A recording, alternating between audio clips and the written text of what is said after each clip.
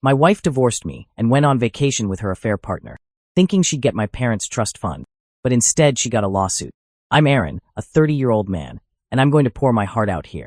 Throughout my life, I've had people claiming to be my friends solely because I'm the trust fund baby.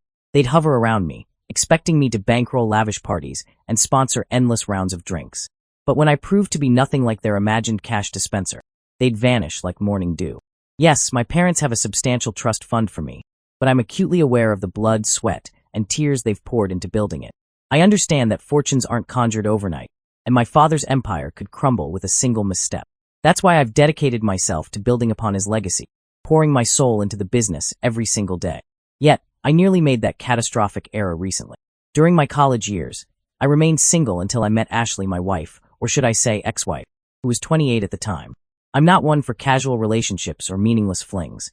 My heart was set on finding the one. However, when word spread about my family's wealth, it attracted all the wrong kinds of attention. You see, money has this peculiar way of making you popular, while simultaneously making others want to leech off your success.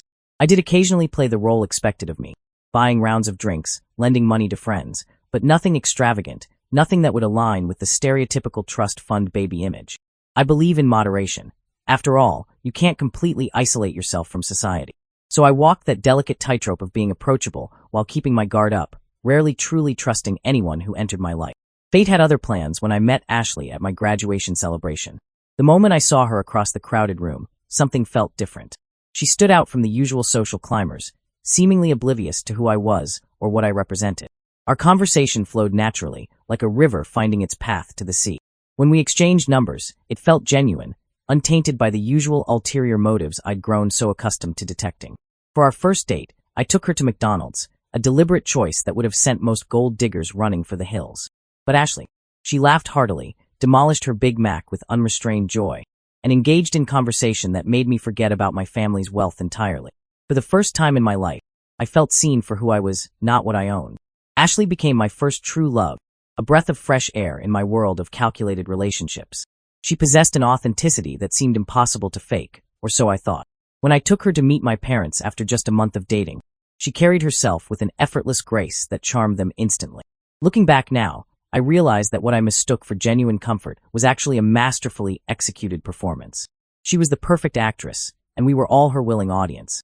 Throughout our year-long courtship, she consistently refused expensive gifts, citing our unmarried status as the reason. This only made me fall deeper under her spell. Here was someone who seemed to value our connection over material possessions. My parents were absolutely smitten with her, especially when she expressed her desire to continue working after marriage, wanting to contribute to our shared wealth rather than simply bask in it.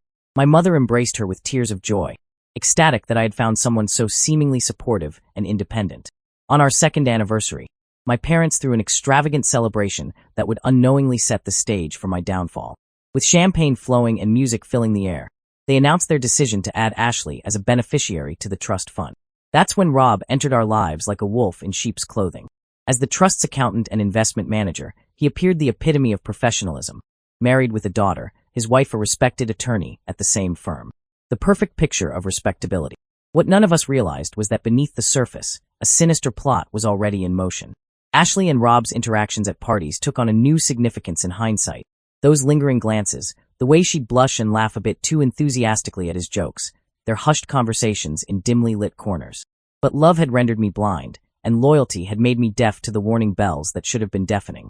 Ashley excelled in her role as the devoted wife, building a sterling reputation at her IT company while maintaining an impeccable relationship with my parents. Her frequent business trips now cast a dark shadow in my memory, each one an opportunity to rendezvous with Rob, their affair blooming in the shadows of my trust. The woman I loved had crafted such a flawless facade that the mere thought of suspecting her felt like a betrayal in itself. 7 years into our marriage, tragedy struck like a merciless hammer. My parents passed away within 6 months of each other, leaving behind a void that threatened to swallow me whole. The weight of grief coupled with the responsibility of maintaining the business empire they'd built was crushing. I threw myself into work, desperately trying to honor their legacy while numbing my pain. It was then that Ashley's mask began to slip, like a shadow emerging from behind a cloud. The woman who had once been my rock, my confidant, became a stranger in our home. After the funerals, she maintained a chilling distance, never once asking about my well-being or acknowledging the devastating loss we'd suffered. I tried to rationalize her behavior, convincing myself that everyone processes grief differently. But deep down, a voice whispered that something was terribly wrong. 2 weeks of suffocating silence finally pushed me to action. One evening, I left work early, clutching a bouquet of pink roses, her favorite, like a peace offering. The house key turned in the lock, and my world imploded. There stood Rob, surrounded by suitcases, with Ashley emerging from behind him like a specter from my worst nightmares. "Oh, damn," Ashley sighed, her voice dripping with artificial disappointment. "I was hoping to do this quietly. Leave you a nice little note explaining everything. But I suppose we'll have to do this face to face." Her words cut through the air like shards of ice, each syllable another crack in my already fractured heart. "I'm leaving you, Aaron." "Yes, you heard right. Rob and I are going to Italy, and when we return, I'll be moving in with him. Your parents made sure I'd have plenty of money for all of it."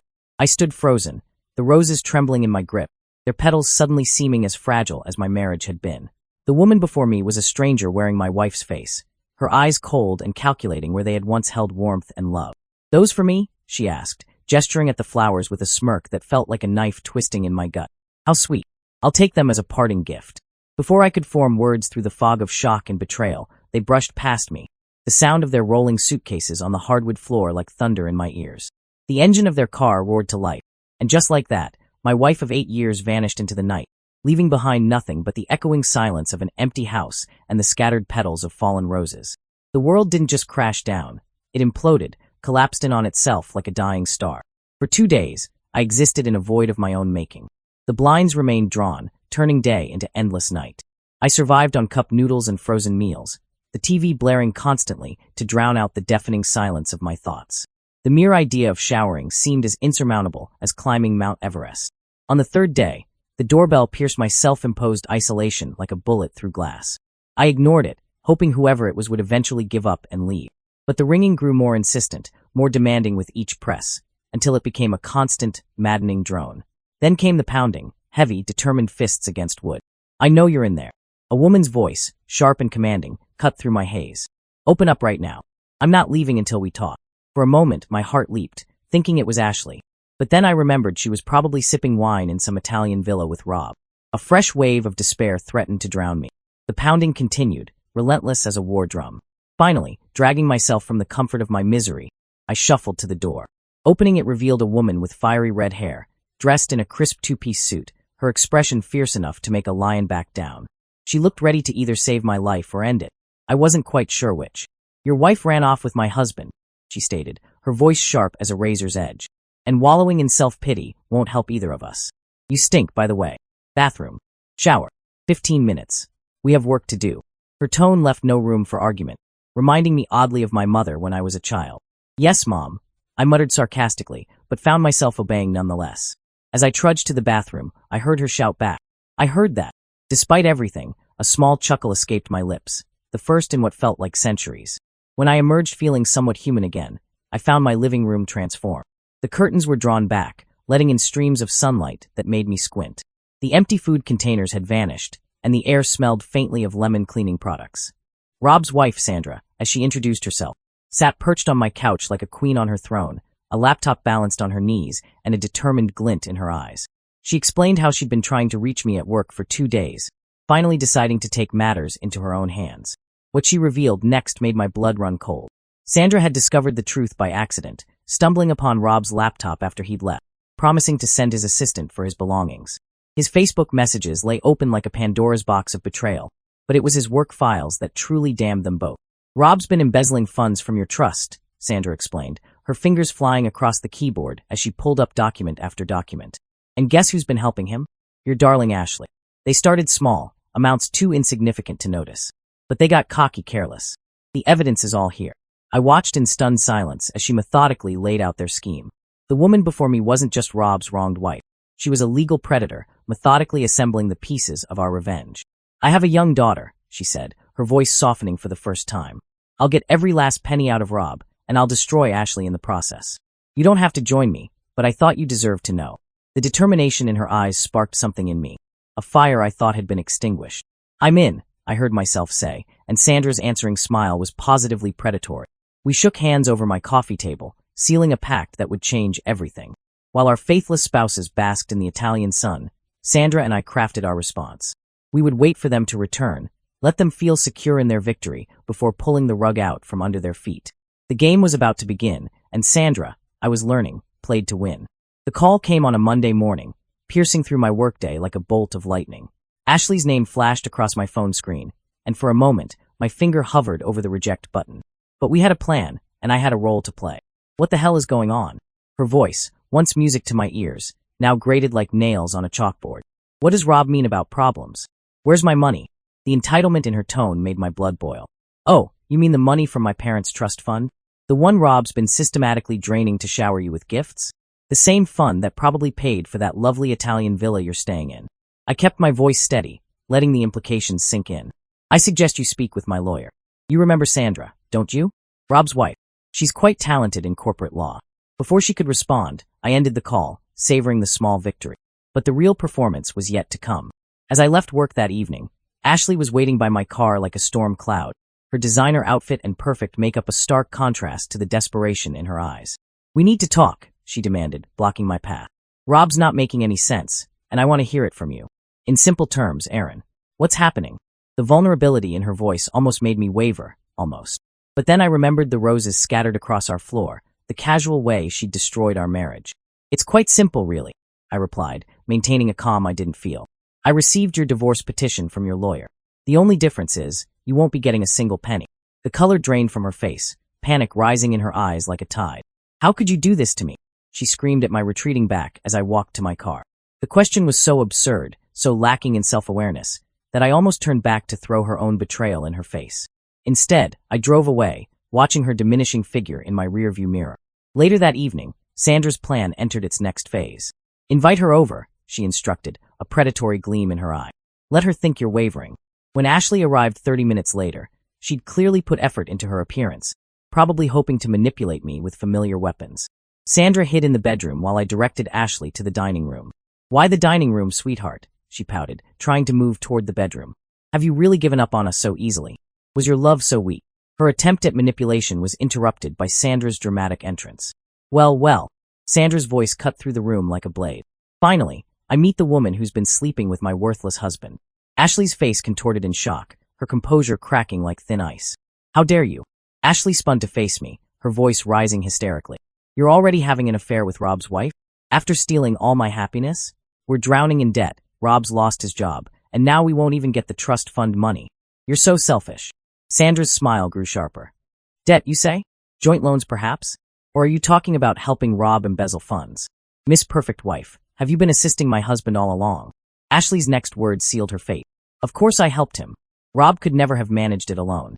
I've supported him from the start. Not like you, you cold witch. That's why he chose me over you. Now get out of here. How are you even affording lawyers when your husband's unemployed? Why aren't you home supporting him?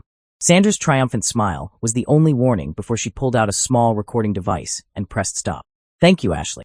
That was exactly what we needed. The blood drained from Ashley's face as realization dawned. She'd walked right into our trap, her own arrogance becoming her undoing. As I showed a shell-shocked Ashley to the door, Sandra's satisfied chuckle echoed behind me. We got her, Aaron, she declared, her eyes gleaming with victory. We're going to destroy them both. Sandra's prediction proved prophetic. The recording found its way to Ashley's employer, accompanied by a carefully worded note suggesting that someone willing to betray their loved ones so thoroughly might not be the most trustworthy employee. The dominoes began to fall. A major deal Ashley had been working on suddenly collapsed when Sandra's friend, a key stakeholder, withdrew support, citing concerns about team integrity. Ashley's boss, desperate to salvage the situation, made the only decision he could, termination with immediate effect. Rob's situation was even more dire. Both of them now unemployed and drowning in debt, their Italian dream had transformed into a nightmare. Sandra told me Rob had been calling her constantly, his messages growing increasingly desperate when she wouldn't answer. She blocked his number, but that only seemed to fuel his desperation. My therapist, who I'd been seeing regularly, remarked that Ashley would make a fascinating case study in narcissism. The comment made me laugh, my first genuine laugh in what felt like ages. But the story wasn't over. One morning, Sandra called me, her voice trembling with rage.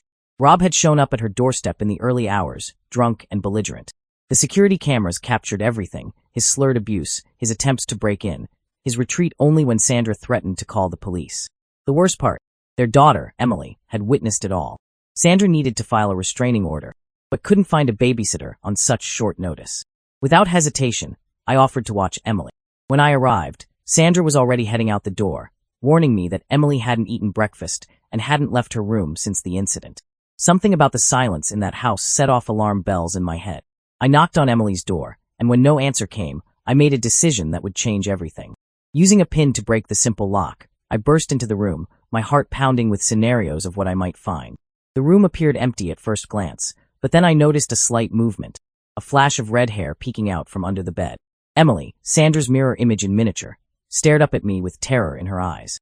Did Daddy send you?" she stammered. "Are you his friend?" I dropped to my knees, making myself as non-threatening as possible. "No, sweetheart. I'm your mom's friend. Your dad is gone, and he can't hurt either of you anymore." The relief in her eyes broke my heart. She glanced nervously at the window. "Promise? Mommy's like a tiger, but I'm scared he'll come back when she's alone."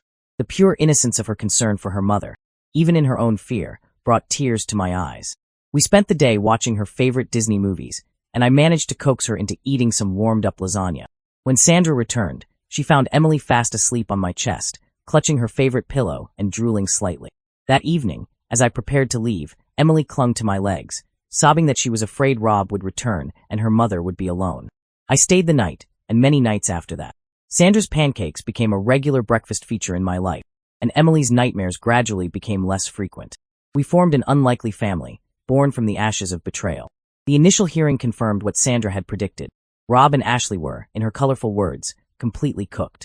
The evidence against them was overwhelming, though the courts would likely take 6 months to process everything. Neither would receive any divorce settlement, and Rob would be required to pay child support, if he could ever hold down a job again. We watched Rob being confronted by loan sharks outside the court, a pathetic figure who collapsed at Sandra's feet, begging for another chance. Sandra's lawyer assured us that Rob wouldn't even get visitation rights. His recorded behavior had seen to that. As I write this final update, I can't help but marvel at how life works. Ashley and Rob's betrayal nearly destroyed me, but it also led me to Sandra and Emily, two people who helped me rediscover not just my strength, but my capacity for joy. Sometimes, the worst moments in our lives can lead us to the best ones, if we're brave enough to keep going. The trust fund baby they tried to exploit? He's doing just fine, and he's learned that real trust has nothing to do with money at all.